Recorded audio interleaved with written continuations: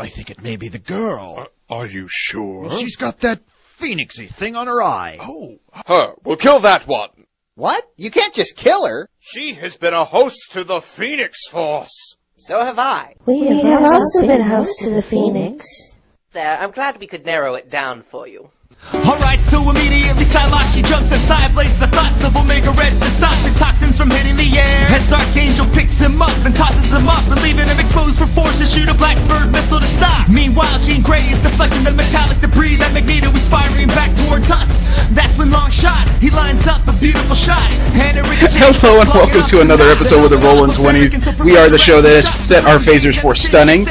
I am Jeremy. Steve. Jesse. And V. Remember, you can subscribe to this podcast as well as several others on Mission Star Podcast on Stitcher and on iTunes. You can also follow us at rolling_20s.com on Twitter, which is kind of an experiment in the making right now.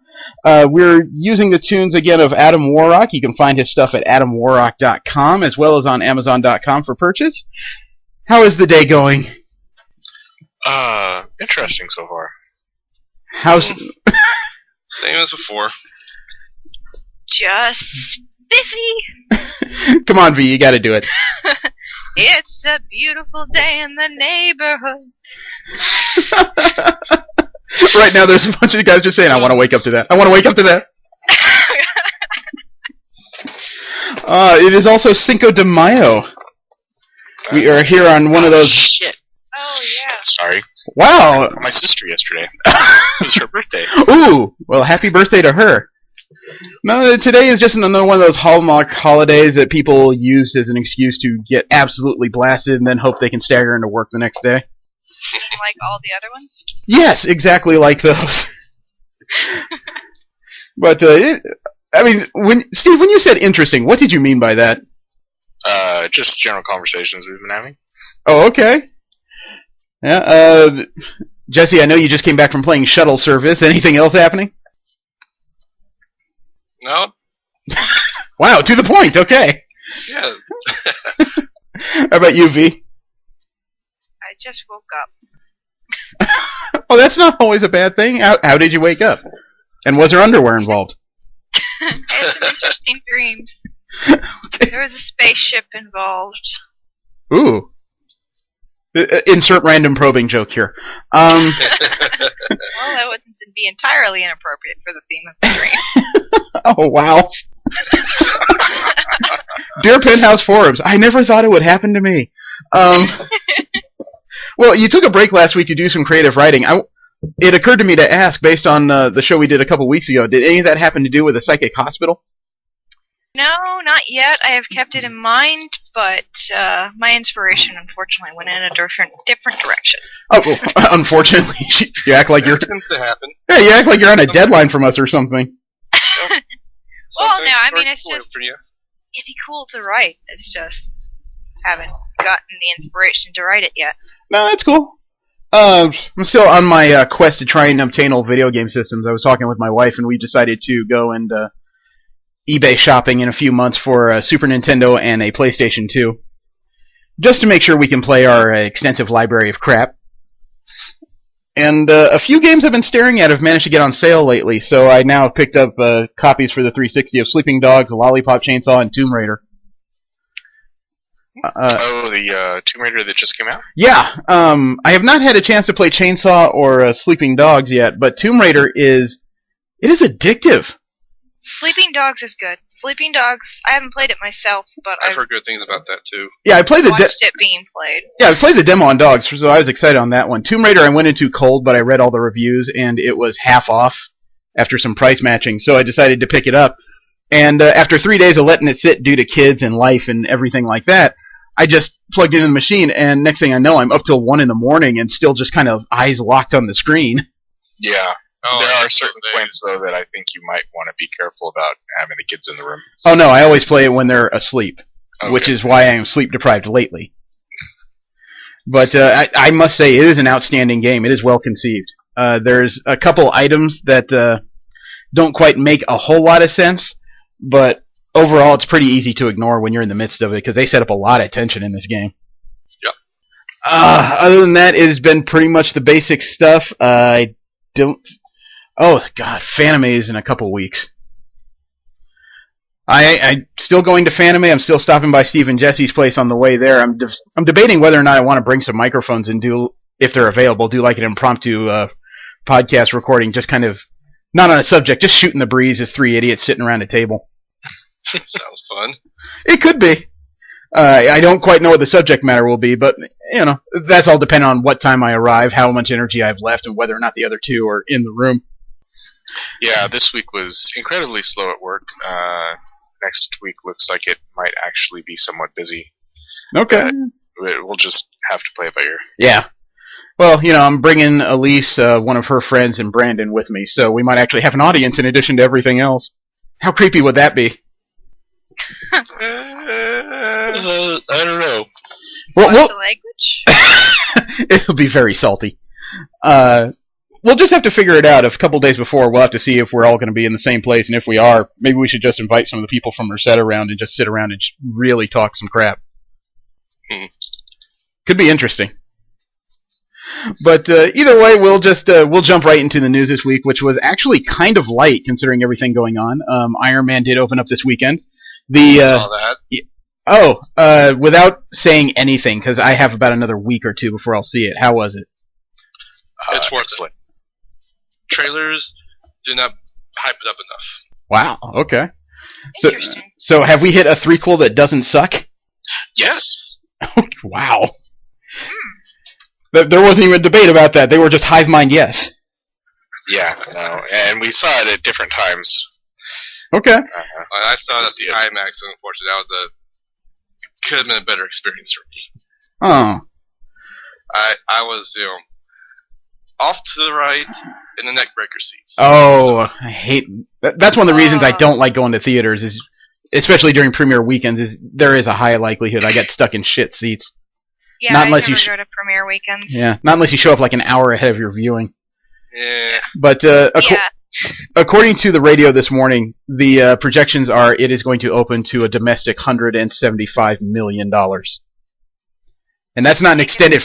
Yeah, that's not an extended 4 or 5 day bullshit. That is a 3-day weekend. Damn. So it looks like they're going to have to renegotiate Downey's contract, because I'm sure at this point he knows he's worth something to these people. Also, some more information has come out on the Deadpool game being released next month on June 25th. 2 characters that are going to appear on it is Psylocke, who in a promo, I guess supposed to be written by Deadpool, mentions that, seriously, what an incredible asset. And also in this game is going to be Mr. Sinister. Really? Yeah. So it just nearly killed me the other day, because I'm sitting here taking a drink and it's talking about, some particular thing, and Deadpool's going, oh yeah, let's, take a look at the, these rocket launchers, and then it flashes to a close-up of Cable's chest. He's like, no, not Cable's mad rockets. That was bad. Yeah, the bromance on those 2 characters is a little deep. At least on his end. Yeah. So, that game comes out June 25th. It looks like it's going to be worth a play. I'm still trying to decide whether it's worth an own. Speaking of one of my favorite series, they've announced that there's going to be an X-Men series crossover late this year. It's going to be called Battle of the Atom.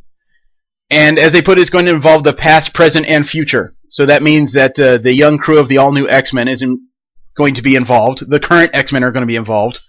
And a group of 6 or 7 future X-Men is going to be involved. I'll have the webmaster post the pictures, but the characters appear to be Beast, who's half his mutation looks like his cat version, half of it looks like something out of Masters of the Universe, and he needs a cane to get around. A new Lady Zorn has shown up. Deadpool in new armor is part of this future X-Men. Ice Thing, looks like Bobby Drake gone out of control. Molly Hayes from the Runaways grown up.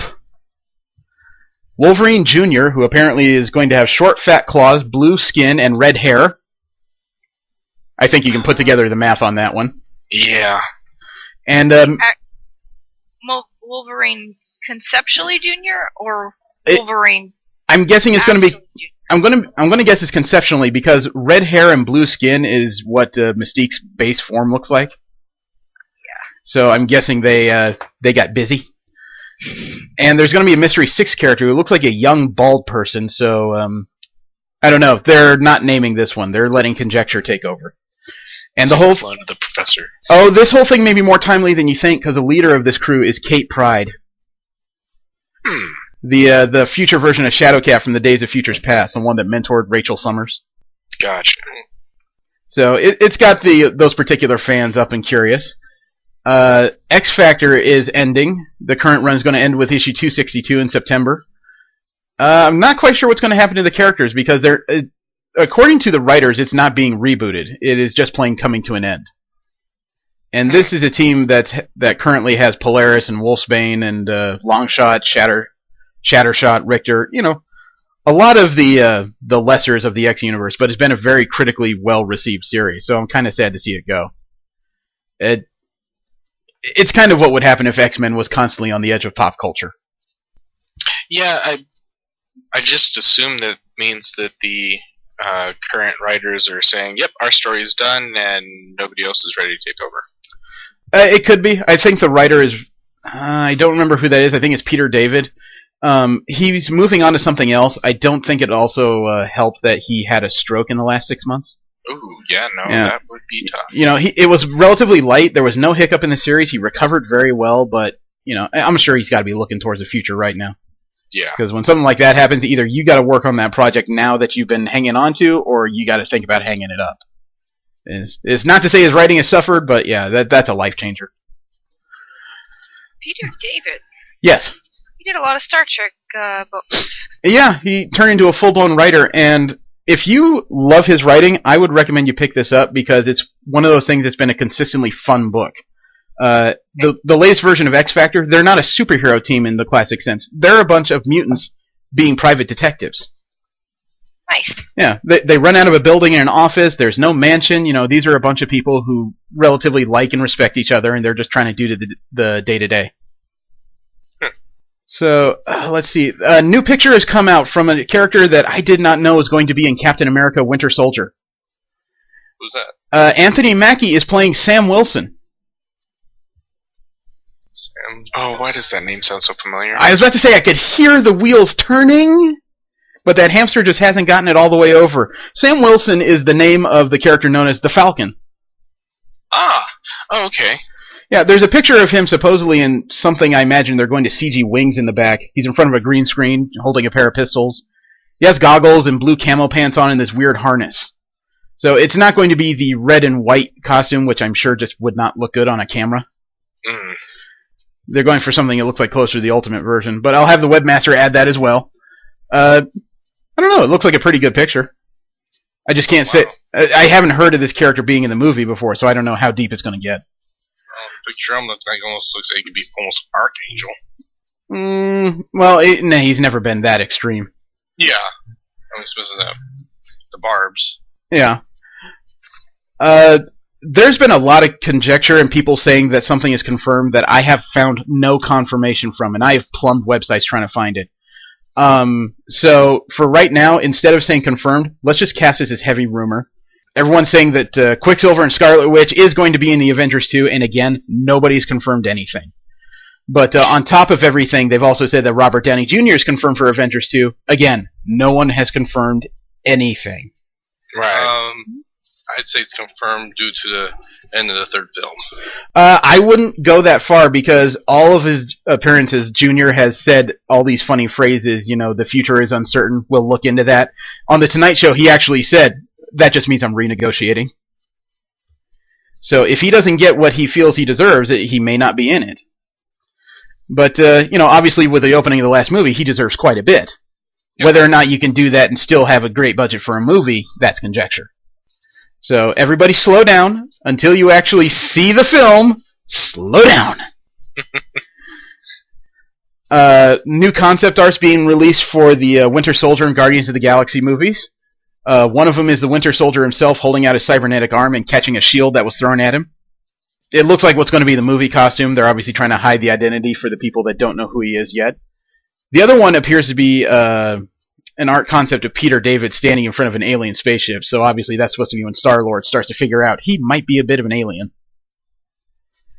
But I'll have the webmasters post those up because those are actually pretty good looking. There's been a tease of a long-standing popular sci-fi adult book series called Ender's Game. A teaser trailer has been released, and part of it involves Harrison Ford. It involves the actors of Asia Butterfield, Gavin Hood. Bob Orsi also talks about a film a bit before the trailer. And also, early reviews have come in on Star Trek Into Darkness on Rotten Tomatoes for people who have seen the pre-screenings and premieres in London. To put in perspective, Iron Man 3, a movie that's come out pretty strong, its Rotten Tomatoes at pre-screening came out at 77%, which is, I don't know about a must-watch, but definitely worth the money in their opinion. Star Trek Into Darkness, the Rotten Tomatoes pre-screening came out at 88%. Oh, wow. Wow. Yeah. So if there is anything that could knock Iron Man 3 off being the biggest movie this year, it could very well be Star Trek. Never thought I'd live to see that day.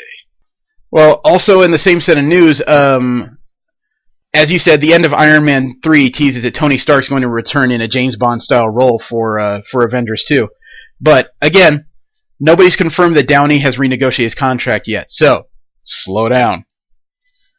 People get much more excited about this. I'm going to swear there's a whole bunch of liquid goo coming out of their torsos all over the place. Yeah. It is hype that ruins a lot of movies, too, so...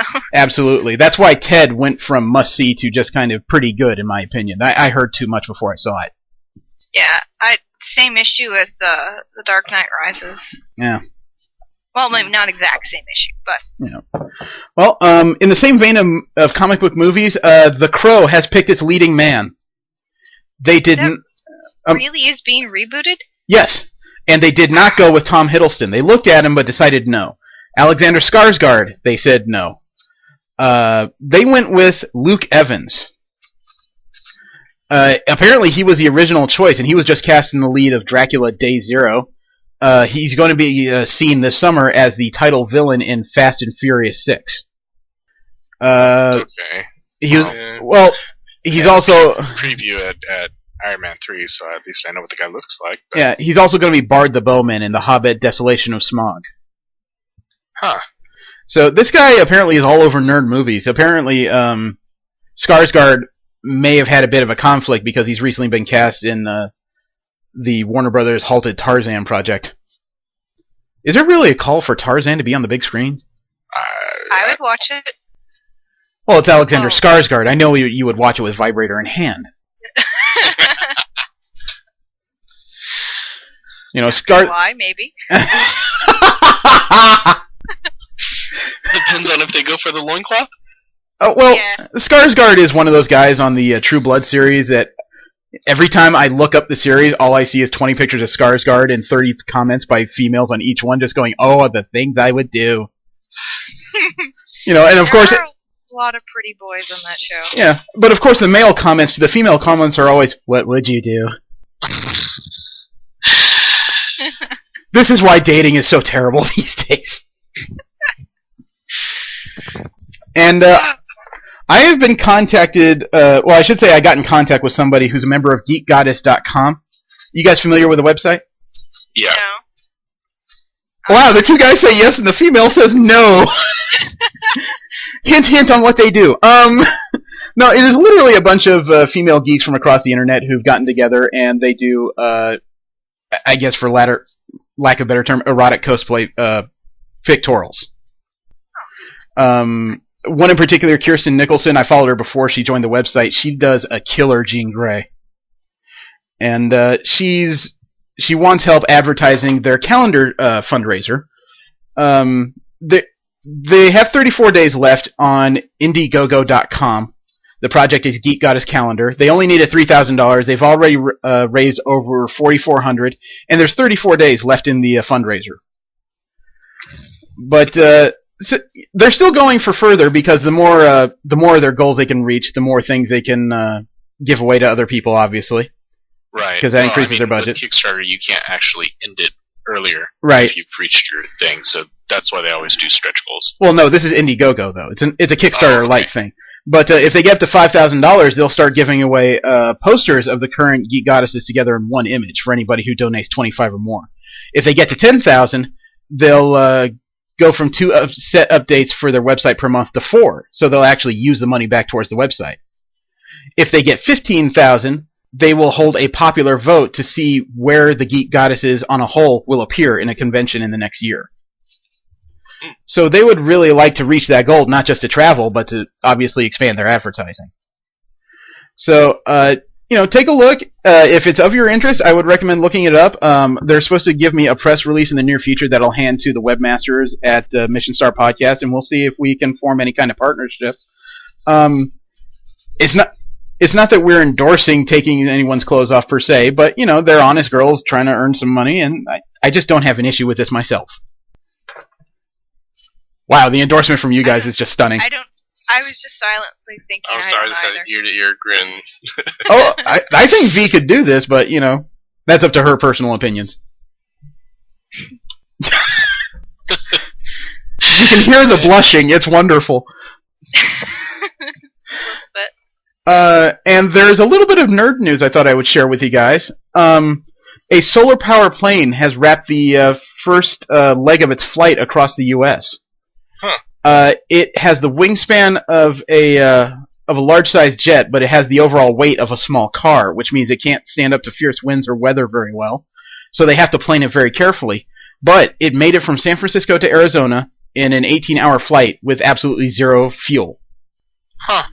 Nice. So if they can change the structure to something that can handle large amounts of people as well as weather, this could revolutionize the world, really. Also, I kickstarted a flying car. Really? Really. Is it one you're building or one that somebody else is building? Someone else is building. Oh, okay. Of course, I am not an engineer, sadly. I had to ask. The way you said that, it sounded like you were working in your garage. No, it's so cool. I'll have to link it to you. Okay. You willing to check it out? But, obviously the argument's raging in Congress, kind of futilely about whether or not we need to move away from fossil fuels. I think this is a good benchmark, at least. Obviously, we need to move away from fossil fuels. It's just people that really don't want to that are saying we don't. Well, of course people don't want to because they're the ones that work in those fossil fuel industries. Yep. But we have to find a better way to do it because killing ourselves is not a way to draw a great profit in the long term. Well, eventually they'll be out of a job. Yeah. Can only hope. Maybe not within our lifetime, but... Well, that's the old debate of money versus education. Yeah. But we will move away off that because, believe it or not, that was all the news we had. And we, on a whole, read an interesting series this week, Cable and X-Force. They're up to 7 issues, and if you guys don't mind, I think I'll give a synopsis on this. Yeah, go for it. Shoot. Basically, Cable has woken up from a small coma he had as a result of the Messiah complex. Or I believe actually it was the Second Coming, wherein he has lost his techno-organic virus for the first time in his life, so his body is still having control issues. At the same time, though, his brain seems to be receiving these premonitions of events that are going to cause large-scale disasters, and in response, instead of asking the X-Men for help, because he knows they're fractured, he decided to find a few people who are, I guess you could say, good at working on the fly. These are all guys who can work on little to no planning and don't mind getting a little messy to do so. And he is trying to save the world in his own way. Would you say that's about the long and short of it? Yeah. He has assembled the odds and ends of the X universe. He's got his old running partner Domino with him. Forge, a former X-Men inventor who has a lot of things to answer for.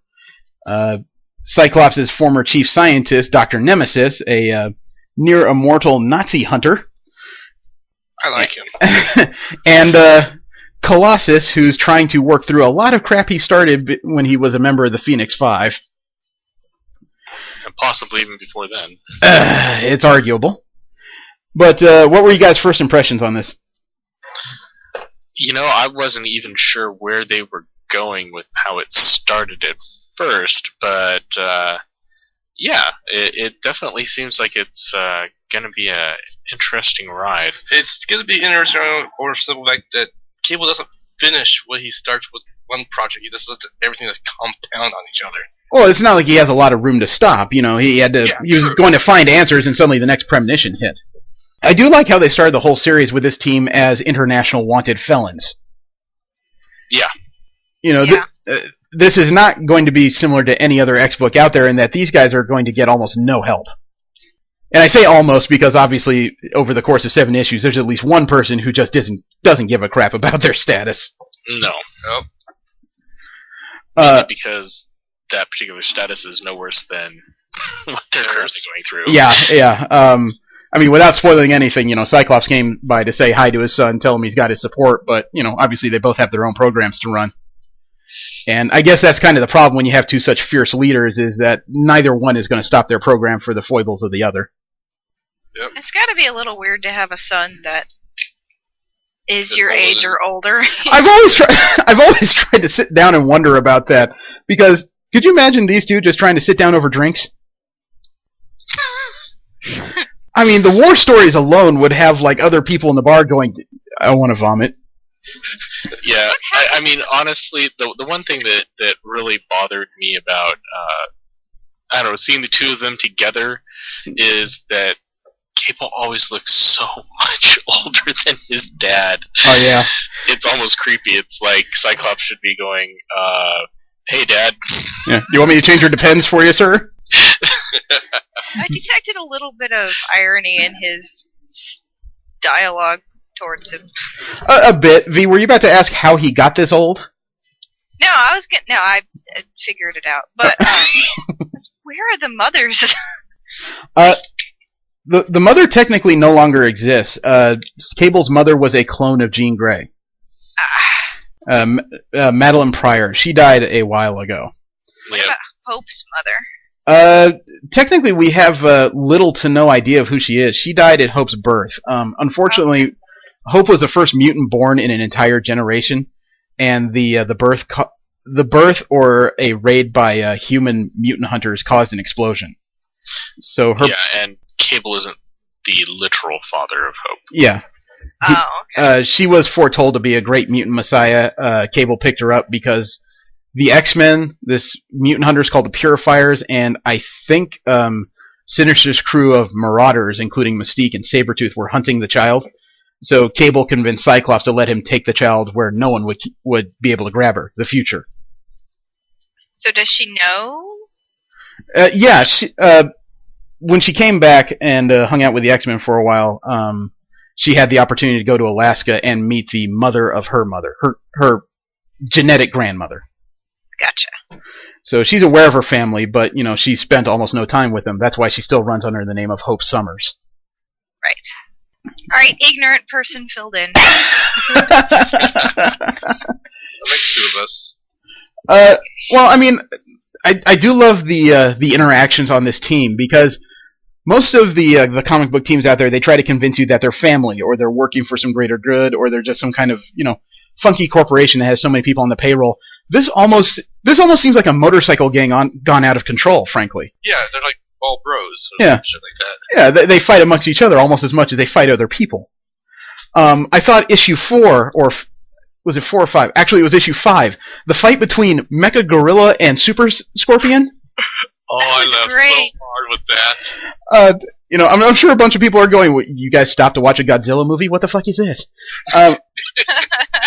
No, literally, they had 2 days of downtime, and how Forge, the super engineer who can make anything he imagines, and the insane scientist, Dr. Nemesis, spent their time was to build a robot out of junk and put it up against a genetically altered scorpion that was about, 30 feet from claws to tail? Yeah. And they just decided to go at it, not for any other reason than for a faux trophy and bragging rights, yes. And somehow they gathered a crowd. I mean, nobody seemed to think this was too weird in Mexico. Well, considering the fact that apparently Forge fixed up some kind of broken arcade game, and that, you know, made a high score, and then had the doctor try and beat it, was the precursor to this in the junkyard. I know. I said during our movie discussion that I would love to have Brad Pitt and Johnny Depp play these roles in a movie because the dialogue between the two of them, it is just antagonistic enough, and it's almost like teenage rivalry between these two. Yeah. I already have someone cast for Nemesis in my head. Who? Jason Doreen. Mm. He was in Veronica Mars and Moonlight, and apparently Ringer. Huh. I'd have to look that up. He's great with snarky but intelligent dialogue. Oh, that would definitely help here. Yep. But I mean, it seems like ever since they met, they've been at each other's throats for one thing or another. But in a fun way. Oh yeah, it's not I'm going to kill you. It's literally I'm better than you at this. It's a pissing contest. Yeah. Yeah. I was going to say it much more crudely, but okay. Yeah, I love how his obsession though is that fedora hat. I mean, I realize he's had it for decades and everything, but he is so pissed about that hat. And along the way, they also picked up Colossus, and we finally found out everybody seems to have had side effects with their powers in regards to their connection to the Phoenix in Avengers X-Men. His has arguably been the worst. Yeah. He can't seem to maintain one form or the other. It's constantly shifting. Yeah. I assume that's what that device on his chest was. Well, yeah, obviously it's to lock him in one or the other so he can function in either teams or hiding. But, I mean, it's very weird to see the metal skin pop up in regions of his body and not in others. It's like throwing bleach on him. Kind of. That's a good way to put it. But he's also very reticent because, the Phoenix Five helped a lot of people, but they also hurt a few people. Mostly those wearing Avengers badges, but that's, neither here nor there. And then their first adventure, unfortunately, the reason why they were accused of murder was because they tried to clean a mutation virus out of a food plant. It infected the workers, and there was no way to save them. And oops. Yeah, and that's when the Uncanny Avengers showed up, and guess what they were called? Terrorists. Yeah. Although starting the first issue that way, and having Cable confronted by his uncle, yeah, that's rough. It goes back to V's comments. Not I've always liked Havoc. I just like the power more than Cyclops's, and But honestly, that is a man that just gets screwed every way from Sunday. Well, yeah. I mean, unfortunately, he's been left holding the bag for his entire family at this point. All of them are outlaws with the exception of Hope, who wants to be one. And now he's in charge of this new mutant-based Avengers squad, and he's got to deal with this on top of everything else. How much would that suck? A lot. And Domino's being her usual self throughout the series. Mm-hmm. I don't quite know how to describe her to anybody who's not familiar, other than she is one of those people who literally seems to live dancing on the edge of a knife. And not because she has to, because that's the most fun on how to do it. What is she her can power? get away with it. Luck. Okay. Sort of. She generates this unconscious field that alters the probability of her actions. If you have a 1 in 5 chance of making it, she probably has a 4 out of 5 chance, just because she tries. Oh. Things just generally tend to work out for her, but it's not an invincibility cloak. When the odds are stacked against her, there's obviously some things she just can't do. Right. But, I would say that when she's not hanging around with X-Men or X-Force, her primary role seems to be thief for hire. She just likes doing things for the sake of it. Right. It's like when she visited Colossus in that jail. She was having fun beating up guards just because. But believe it or not, I found out from an origin story they told, she's actually not... She's a selective mutant. And when I say that, I mean that she was part of a project that was breeding mutants. There was a whole group of people that were bred that had powers similar to hers. She's just the last survivor. Is that creepy enough? But she's one of those few things that made it from the Liefeld era without too many changes. Mm-hmm. They made a joke about that in the first issue when Cable's getting fitted for his new arm, and he said he's worn things that are more ridiculous than this. He's referring to those giant 90s shoulder pads everybody had. Yeah. And Liefeld made those bigger than most. I'll have to see if I can find a picture and add that to this, because people will understand when they see it. He looks like a linebacker. Being that we already know where Cannonball and Sunspot are in the comic book world. Yeah. and that they did introduce Boom Boom, still not part of the official team roster. Oh no, she's on the squad. I mean, if she was brought in by Cable, she's on the squad. Yeah, but I mean, I don't remember what happened to Shatterstar. Shatterstar's currently a member of X Factor. That's what I thought, but I couldn't remember if he was still there. Warpath is still an X-Man, and Farrell is still dead. All right, well, that kind of answers that question. Kind of cut to the heart of it, I guess. Yeah. No, I was glad to see Boom Boom. I had not seen that character since early on in the Utopia days of X-Men. After she was nearly killed. No, I'm sorry, X Factor. No, crap. Early in X-Force when she was nearly murdered. I don't know. The last time I saw her was in Next Wave.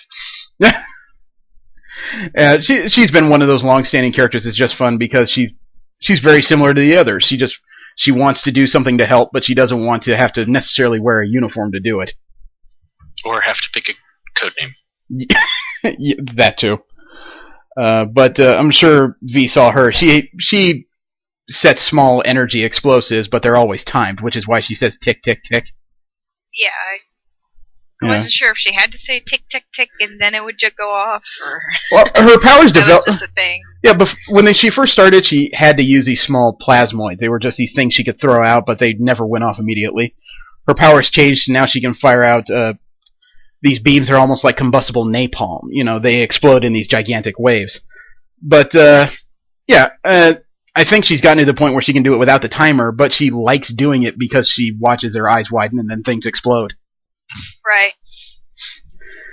So There's some psychological issues there. She was a runaway mutant. I mean, there's psychological issues everywhere.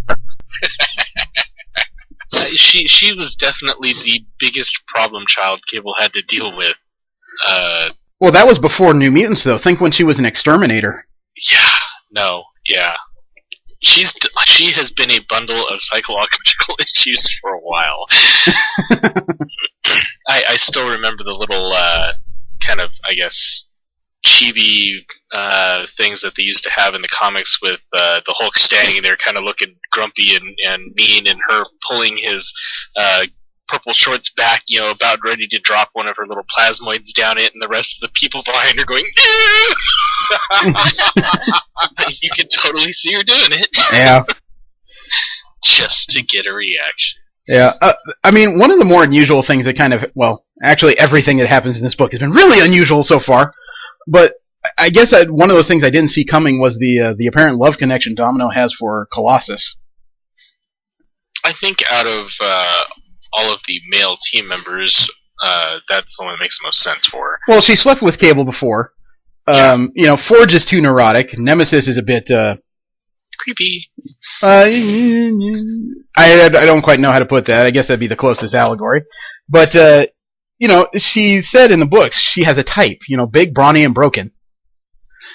And he is definitely broken. Yep. But it's the other two.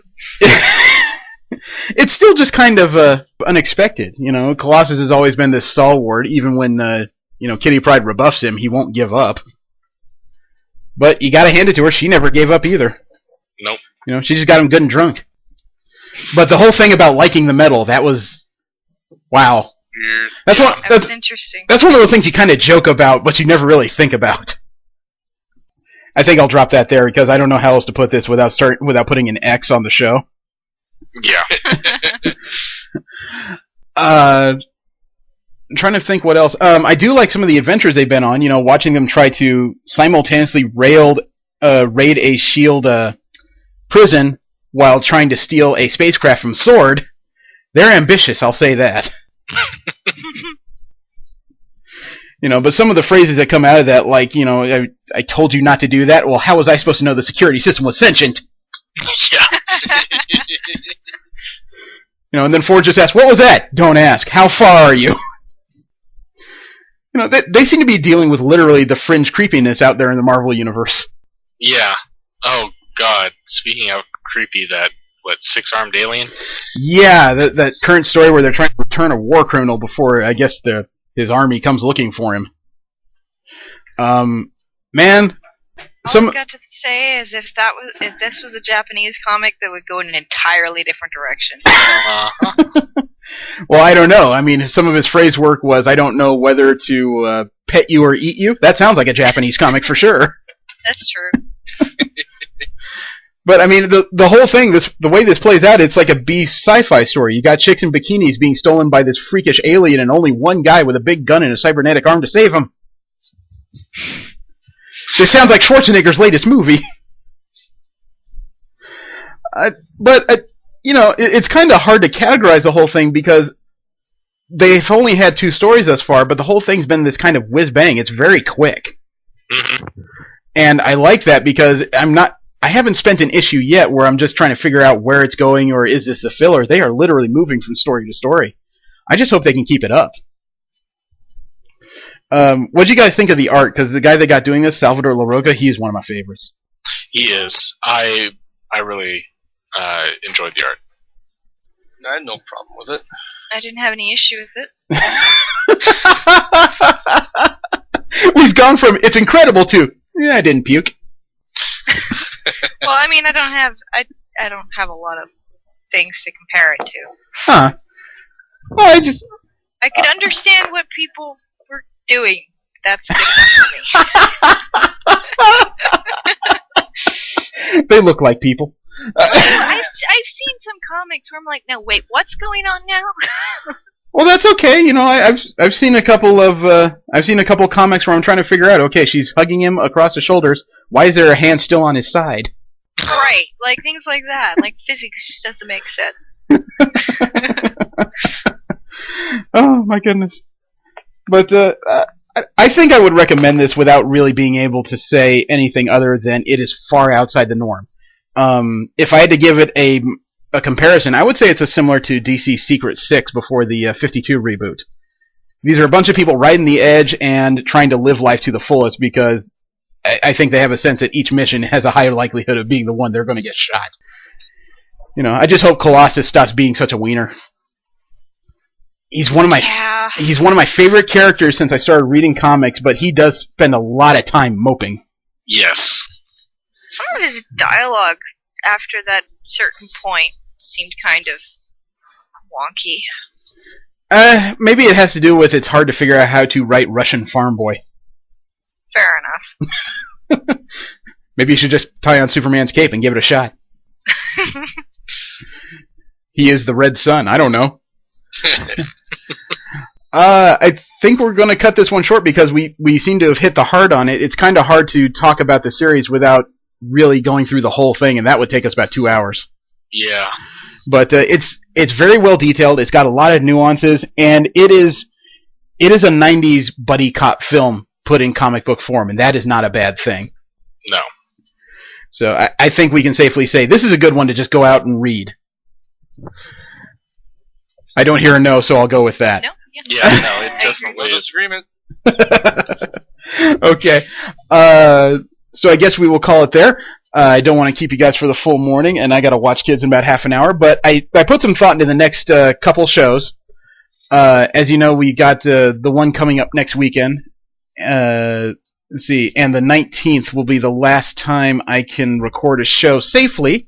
So I wanted to lay this out for you guys because comic book or pop culture profiling was so much fun. I think we want to do that another time. Yeah. We can do that next week. For the 19th show, though, I wanted to get a little existential, and V will like this because there's no reading involved. Hooray! She gets so upset when there's print. But the reason why I say this is because the pop culture profiling, it seems to get a lot of attention by random people because they do the same thing we do. We're just sitting around a virtual table, kicking around ideas and what would happen if we had certain powers, and that's cool. Yeah. But for the show the week after next, what I would like to do is discuss the anatomy of a superhero and a supervillain. And no, I don't mean cod pieces, so Steve, you can sit down. Thanks. No, I mean latex nipples. We've talked about what would happen if people had the physical powers of different heroes and villains, and what it would create. And in most cases, it would create, oh my God, don't do that again. But what I wanted to talk about is the mental nature of heroes and villains. And I don't mean, what would happen if Scott Summers had the Havoc's power or something bizarre like that, or if he could do what Superman could do. I mean, I want to talk about and postulate what kind of person you would require to have these powers and do the right things. Integrity most of the time. Don't pimp it. No, but I think that'd be a fun discussion because it was one of those random thoughts I had in the middle of the week, and I didn't come up with a list, but I started coming up with the different attributes you would need to do that. And I think that would be a good discussion since we're discussing how these powers would ruin humans. Maybe we should discuss what kind of human would actually be required to be a hero. Sound like an idea? Yep. Sure, we can experiment with that. We can all put on our Dr. Nemesis hats and talk it out? Sounds like fun. I do need one of those hats. Use Ball Ryan's. That's not Dr. Nemesis. I was about to say, Ryan has a 60s pimp hat? But we do need to discuss who we're going to do this about. We need to make a list so that everybody has a chance to look up Wikipedia and get a little familiar with the power sets. So, who do we talk about? We need a minimum of 5. Well, we could go with Superman since he was, kind of quintessential for that. Well, we did that the first time. Oh, fair enough. Yeah. We need 5, and unfortunately, we hit a lot of marquee ones lately. So, I'd like to say Moon Knight, but most of his is like the talk with Batman, except he's crazy. Yeah, I don't know. That's also Wolverine into this. Okay. All right, that's a good one. Guy who's been alive for over 100 years and only remembers half of it. Oh, you know what? Let's counterpoint that. Let's also talk X-23 in that one. Oh, yeah. Wow. The male reaction was just, ooh. I can't tell if... How about Mystique? Oh, also a good one. I like that. Are there any DC characters you guys can think of? I know the list on you guys will be a little short. Oh, crap. So much less familiar with DC characters. Oh, how about Metamorpho? That's a freaky one. Oh, shit, really? Alright. Unfamiliar, so I'll have to look him up. Okay. His powers are a composite of a bunch of other things. He's like an omnimorph almost. To degrees, but he's got some interesting issues. I think it'd be one of those things that'd be fun to see what a human would do. Let's see, that's 4. Man, it's hard to... Oh, how about Nightwing? Okay. We talked about Batman. Let's talk about what that would do to one of his young wards. Oh, God. And I don't mean anal rape. Oh. I think I just created pity from V. Let's see. Maybe we should name one more just in case any of these run short. We've got a menagerie here. There's such a large catalog, I know it's hard to decide. Daredevil? Okay, I was actually thinking Daredevil earlier. Yeah, Daredevil's pretty unique among this crew. Yeah. Okay, that is a good 6, I think. So I'll make sure to add pictures of that so the webmaster can show what's up for next week. I don't think there's anything else. Oh, there is one other thing I wanted to throw out to you guys. I should have said this in news. Are you guys familiar with the Marvel Heroes MMO? No. I saw your post about it on the Facebook, but I haven't checked it out yet. Okay, it's going to be a free-to-play MMO opening up on May 31st. It's a little different from MMOs in that they give you preset characters to play, but they're all original Marvel characters. You know, X-Men, Avengers, the Marvel Knights heroes. You get to play as these guys in an MMO written by Marvel Comics writers. The story is Dr. Doom has engineered a breakout from the raft to grab something, and he's orchestrating this large plan, and you're playing these different heroes that are going through the game, basically, and you can level up these guys individually.